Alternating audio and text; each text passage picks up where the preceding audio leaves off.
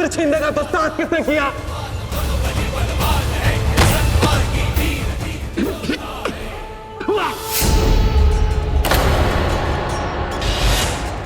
अब तुझे ज्ञात होगा कि तूने यहाँ लौटकर कितनी बड़ी भूल की है। मार दो उसको!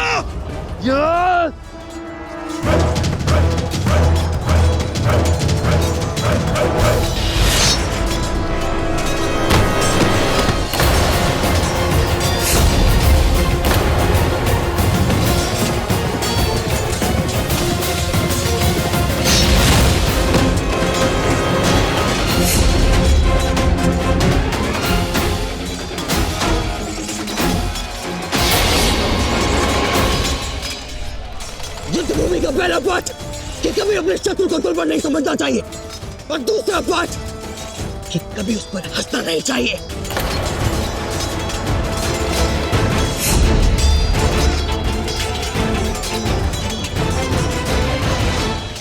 सासू माँ, ये तो सब उल्टा हो रहा है। लगता है ससुर श्री ना ये युद्ध ही हार जाएंगे, फिर हमें ना ये राजभवन छोड़ के जाना पड़ेगा और भिक्षुक की भांति ना सुनी, अपना मुख केवल खाने के लिए ही खोला करो, क्योंकि जब भी खोलती हो उल्टा ही बोलती हो। मैंने कहा ना, अगर अच्छा नहीं बोल सकती तो चुप रहा करो। जाओ। जी पिताजी। उससे क्या लड़ता है कायर? मुझसे लड़। अब ये कहा जा रहा है, इन्हें तो वो पहले ही धूल चटा चुका है।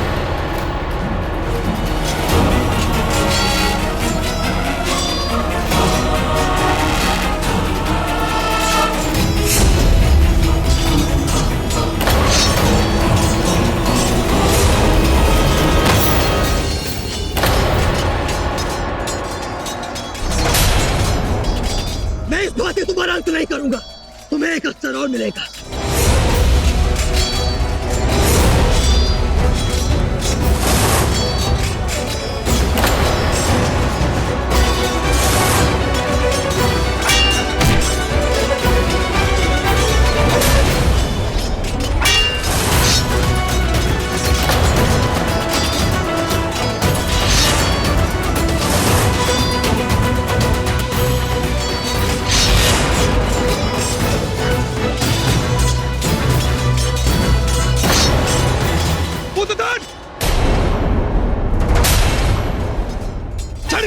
मार डालो से। सब मिलकर आक्रमण करो, युवराज की रक्षा करो। जाओ। और तुम लोग अपने कुछ साथियों के साथ मिलकर धराना को लेकर जाओ। मेरे पुत्र को कुछ नहीं होना चाहिए। जाओ।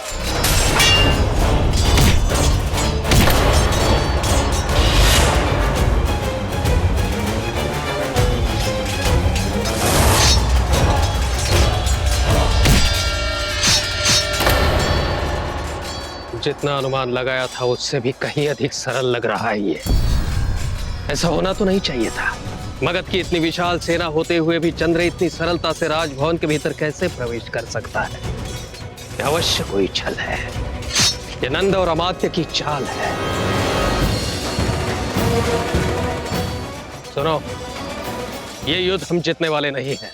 आप ऐसा क्यों सोच रहे हैं आचार्य? चंद्र विजय की ओर बढ़ रहे हैं और उनका सामना कोई नहीं कर पा रहा है। वो आगे बढ़ रहा है परंतु अपने विजय की ओर नहीं, अपनी मृत्यु की ओर मूर्ख हो। हाँ, पद्मानंद का छल है ये। शत्रु ने वृश्चिक व्यूह बनाया है जिसमें एक डंक ही पर्याप्त होता है सामने वाले को पराजित करने के लिए।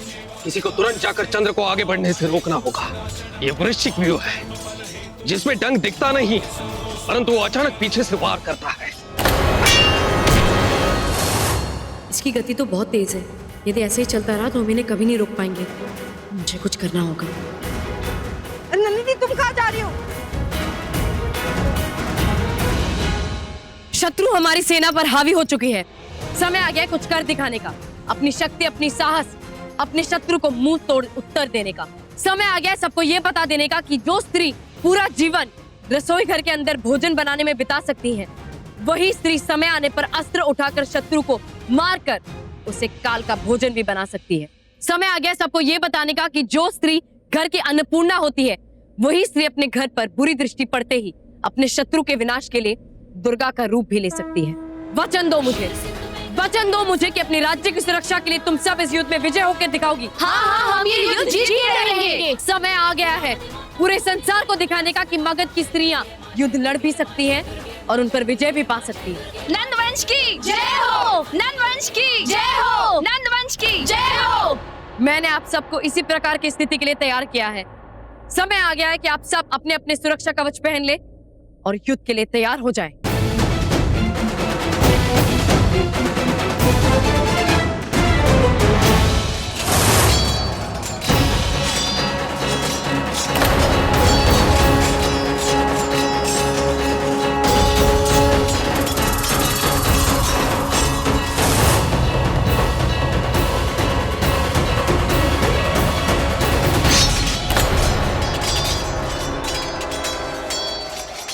चंद्र, हमारी पूरी सेना को मगध की स्त्री सेना ने घेर लिया है। क्या हमें उन पर आक्रमण करना चाहिए?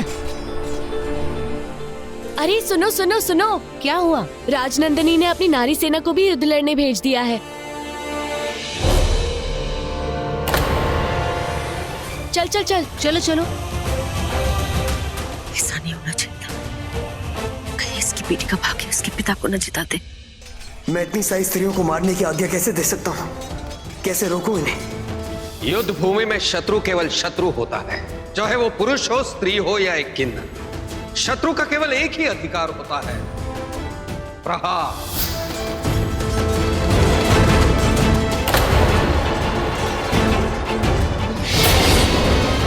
भाइयों, युद्ध भूमि में शत्रु शत्रु होता है, न ही उसकी जाति, न ही उसकी भाषा और न ही उसका लिंग देखा जाता है। हमारी विजय में जो भी आए उसका अंत कर दिया जाए। आक्रमण!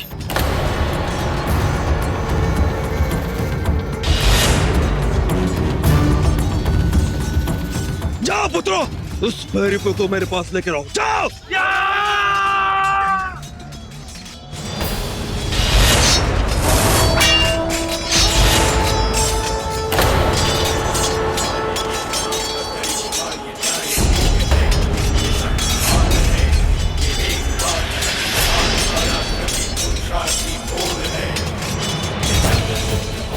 समय आ गया है हमारी शेष सेना को आगे बढ़ाने का। जाओ, जाकर उन्हें आगे बढ़ने का संदेश भेजो।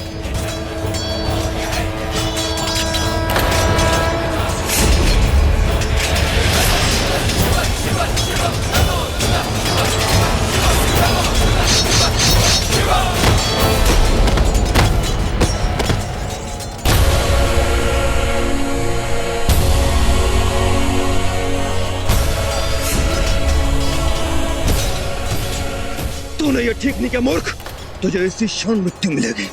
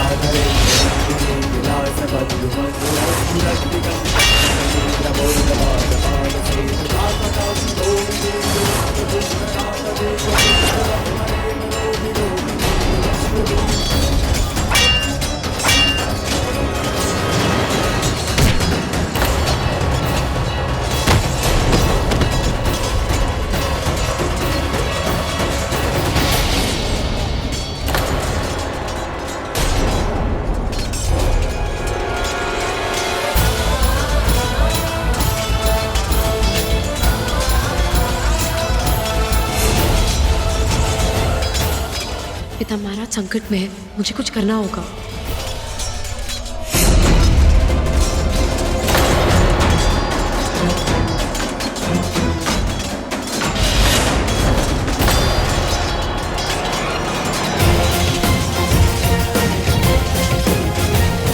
मलिक है तू, बहुत अच्छे, उचित समय पर आए हो तुम।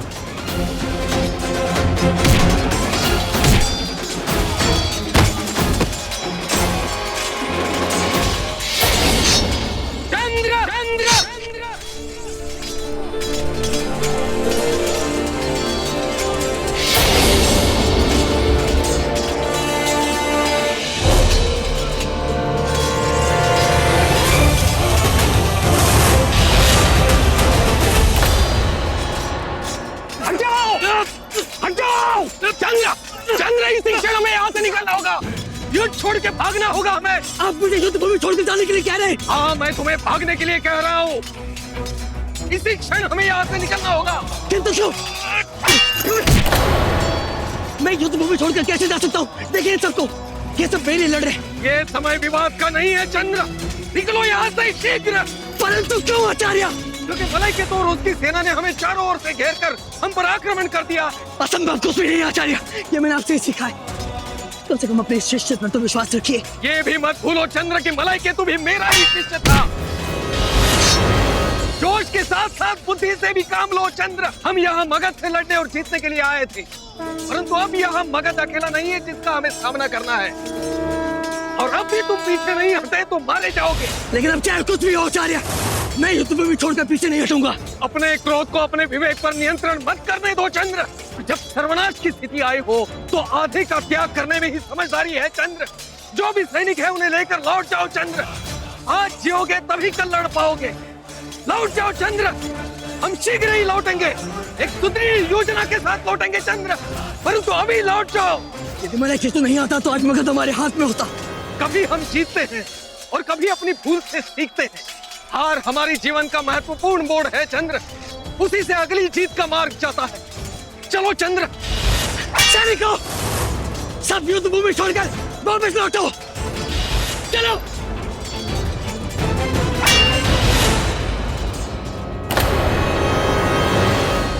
कायर, डर के भागते क्या हो? ताकत है तो सामना करो हमारा। आओ, हम विजय हुए।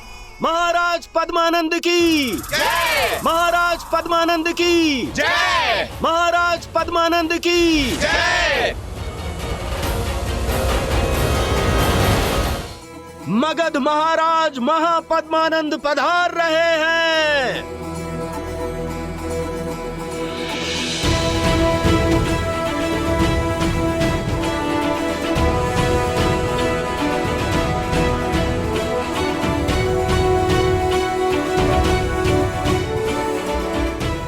यदि हम यहाँ सुरक्षित बैठे हैं तो इसका श्रेय जाता है युवराज मलय केतु को। मैं और पूरा मगध युवराज मलय केतु और उनकी सेना का धन्यवाद देना चाहते हैं। और मगध के होने वाले जमाता युवराज मलय केतु की वीरता को हम सभी अभिनंदन करते हैं।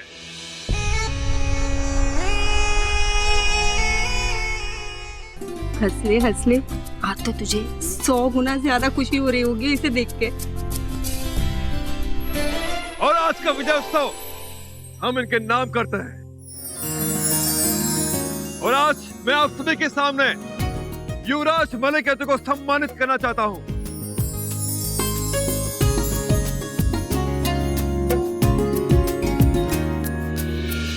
आ गया ये युवराज।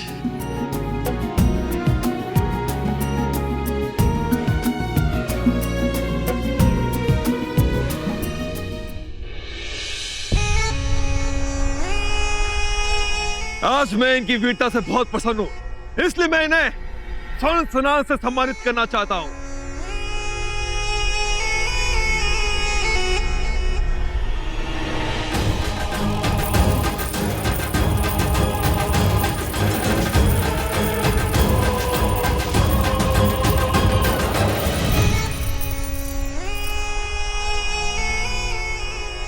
महापद्मानंद जी, मैं आपसे एक विनती करना चाहता हूं। कहिए समधी जी। हम यहाँ सगाई के लिए आ रहे थे, लेकिन जैसे ही हमें मगध पे आक्रमण की सूचना मिली, हम शीघ्र आपके समर्थन के लिए प्रस्तुत हो गए। और जब सब कुछ ठीक हो चुका है तो हम चाहते हैं इस संबंध को सगाई और विवाह के लिए आगे बढ़ाया जाए। जैसा आपको उचित लगे। मुझे आप सभी को बताते हुए बड़ी प्रसन्नता हो रही है। आज हम नंदिनी और युवराज मलय केतु की सगाई कर उनकी विवाह की तिथि निर्धारित करेंगे। विवाह की तैयारी की जाए।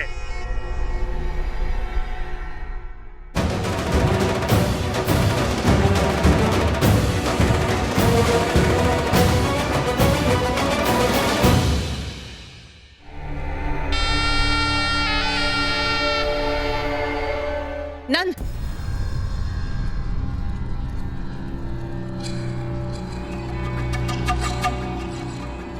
आज का दिन तो आपके लिए सच में बहुत बड़ा दिन होगा, है ना?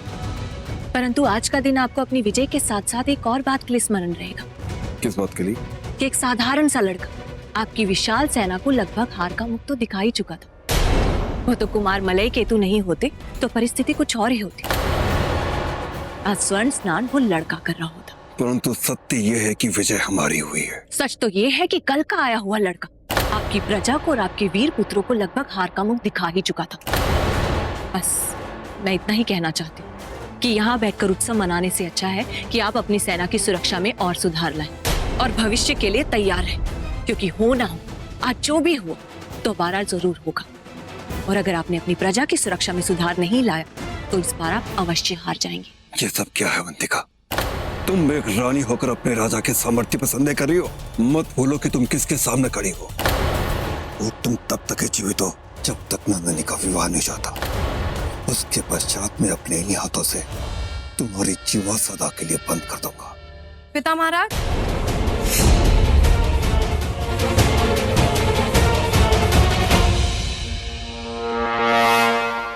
पिता महाराज क्या हुआ? कुछ नहीं, बस हम तुम्हारे विवाह को लेकर कुछ बात कर रहे थे, है ना अवंतिका?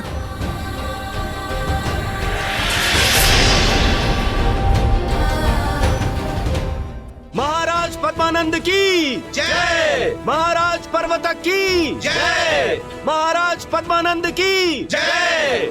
मैं महापद्मानंद मगध के वासियों का अभिवादन करता हूँ। मगध वासियों, मुझे गर्व है केवल राजा होने के नाते नहीं, एक बेटी का पिता होने के नाते भी। एक ऐसी बेटी जो बचपन में मेरे साथ खेली और आज बड़ी होकर मेरे साथ युद्ध में मेरी सहायता की। मगध के वासियों, मुझे आप सभी को बताते हुए बड़ी प्रसन्नता हो रही है। वही बेटी मगध की राजकुमारी राजनंदिनी और पृथ्वी राज्य के कुमार मलय केतु का विवाह होने जा रहा है उस महावीर से जिसके कारण कल हम युद्ध में विजय हुए। नंदिनी,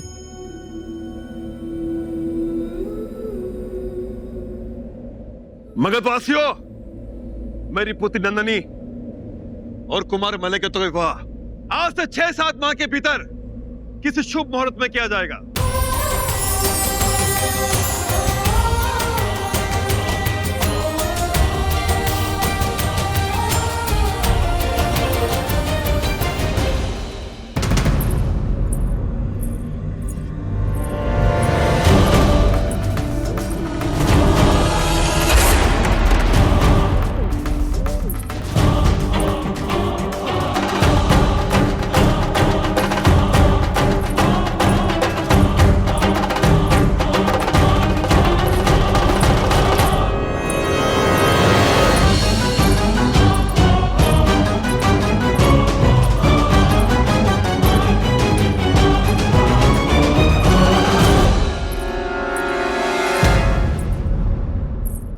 रुक जाइए, क्षमा चाहता हूँ, परंतु आप भीतर प्रवेश नहीं कर सकती। ये महाराज महापद्मानंद का कक्ष है और वो इस समय कक्ष में नहीं है।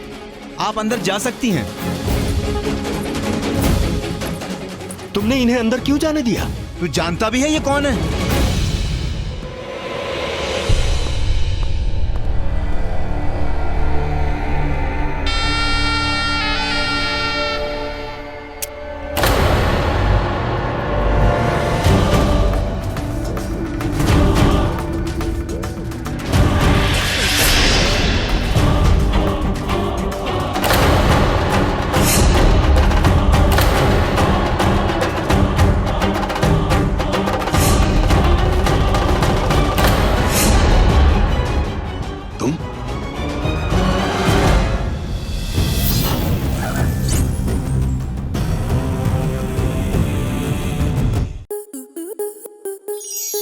आपके मनोरंजन पर अब नहीं लगेगा कोई ब्रेक। स्टार प्लस के बेहतरीन शोज देखने के लिए लाइक, शेयर और सब्सक्राइब करें स्टार प्लस यूट्यूब पेज को।